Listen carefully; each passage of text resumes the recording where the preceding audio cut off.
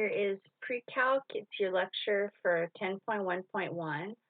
I'm not going to do the first problem. This is on conic sections because I want you to go to YouTube and type in conic sections 3D animation by Creative Learning, and it'll show you it'll kind of go through all this stuff. It'll show you a picture, and it's computer generated, and it'll show you all the different conic sections, how you can get them from this double helix here.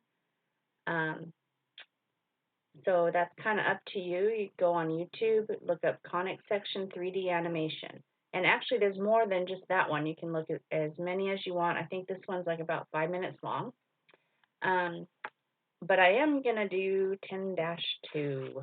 So it says the equation of a circle. You might remember this from last year, or maybe not. It says, by definition, a circle is the set of all points in a plane that are equidistant from a single point.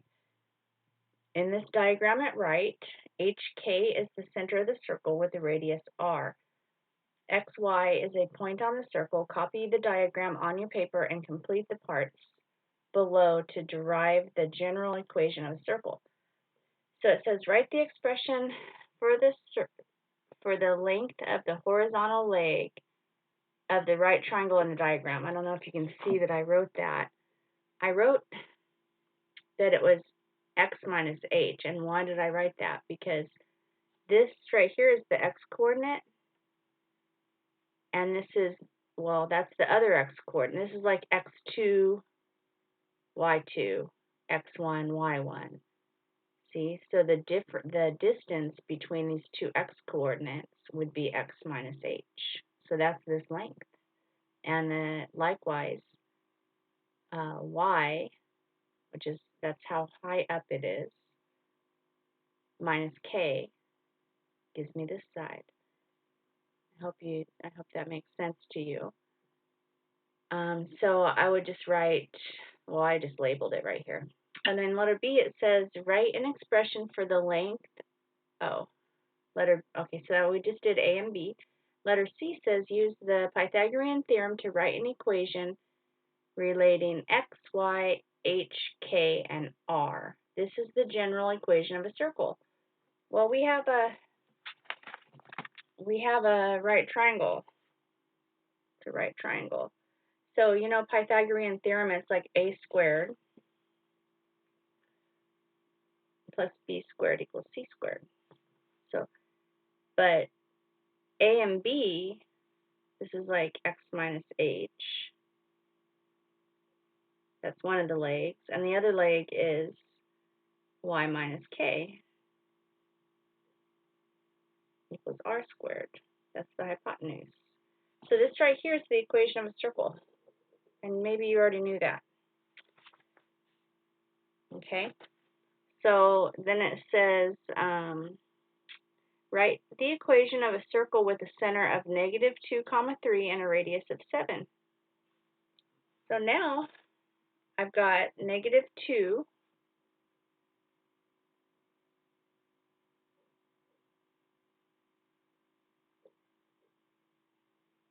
and 3, 7 squared. So why did I write minus? Because they told me the radius was, or they told me that h was -2. So, and the minus sign's already in the formula. So this would, you could rewrite this as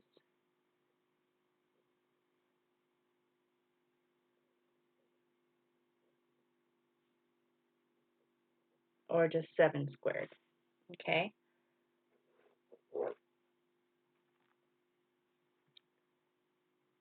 All right, so I'm going to do 10-3. 10-3, where did it go? Let's look on here. This is easier to see probably. It says Ralph needs to graph that equation. He's pretty sure his graph should be a circle, but he does not know how to identify the center and the radius. He needs your help. Do you agree that the graph of this equation will be a circle? So I don't know, like just by judging from this, if you'd be able to tell. I would say it's a likely candidate for a circle because it's got an x squared and a y squared. Because, I mean, if it just had the x squared, it could be a parabola. But it's got an x squared and a y squared. And the coefficients of the x and the y are both 1. So that means it's probably not an ellipse or anything. So I would say it's a circle. You can always complete the square and get the equation. Yeah, and that's what this says. Note, at this point, the students may not notice the addition and will not note the coefficients. Oh, they might, well, I pointed it out. So letter B says, the given equation is not in graphing form for a circle. This equation needs to be rewritten by completing the square. I know you guys all love completing the square and you remember it from last year. Complete the steps below to help complete the square. So it says, with your team, figure out how to arrange the tiles into squares. So I'm just going to kind of like, so you'll notice that they just threw down some tiles for you. There's an x squared tile. Oops. There's an x squared tile. That's this square one. There's 6 x tiles. There's a y squared tile. Where'd it go? Right there. And they use colored in ones for positive and not unshaded ones for negative. Anyway, this is the y squared. Here's my negative 4y, and then here's 12 little unit tiles. And so some of you have seen these tiles, and some of you might not have. But, hi, I'm recording. So we're going to arrange these. Remember there was 6 x tiles? So 1, 2, 3, 4, 5, 6.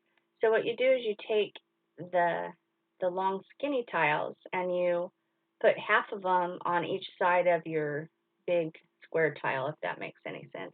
So I took the 6 x tiles, and what's that? I'll tell you about that in a minute. And then here's my big y squared, and then here's my 4 y tiles. So I want to, split them evenly because I want to make not a rectangle but a square out of these. And then so I noticed the little blank area, if I wanted to fill this in, I would need 9 little tiles over here to fill this in, to complete the square, to make it a complete square. And here I would need 4 little tiles to complete the square. So I'm going to actually add 9 on over here, and I'm going to add 4. And if I do it to the left-hand side of the equal sign, I got to do it to the right-hand side of the equal sign. So then this gives me x plus 3 times x plus 3, right? Isn't that, like an area model? So that's x plus 3 squared. And then this is y minus 2 times y minus 2. Well, that's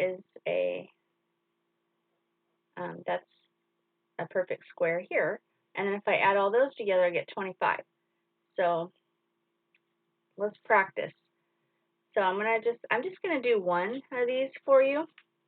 So you don't have to get out your little tiles if you don't want. You can just know that there's an x squared tile, and there's 6 x tiles.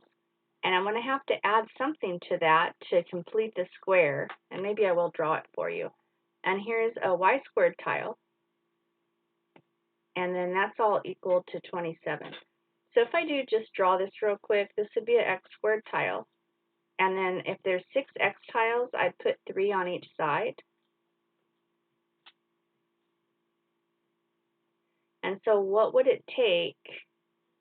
How many little tiles do I need to put in there to be able to complete the square? Well, 9, right? So I need to add 9 right here. And then this one's already a square. This is just y squared.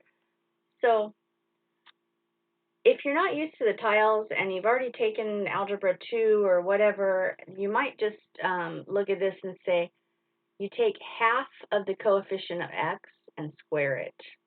So half of 6 is 3, and square it, you get 9. Okay, there's actually a separate video on my YouTube channel called Completing the Square. If you want to watch more about learning how to complete the square, you can just look that up. But for here, I'm just going to leave it like this. And then I know that this is going to be x squared plus 3 times x plus 3 times x plus 3. So this is x plus 3 all squared plus y squared. I added 9 here, so I have to add 9 here. So this is going to be x plus 3 squared plus y squared equals whatever 27 plus 9. That'll be 36. And I can leave it like that, or I can say, well, that's 6 squared. I'm going to let you guys try the rest of the problems, and then if you have any trouble with completing the square, check out my Completing the Square video, and see if you can do them.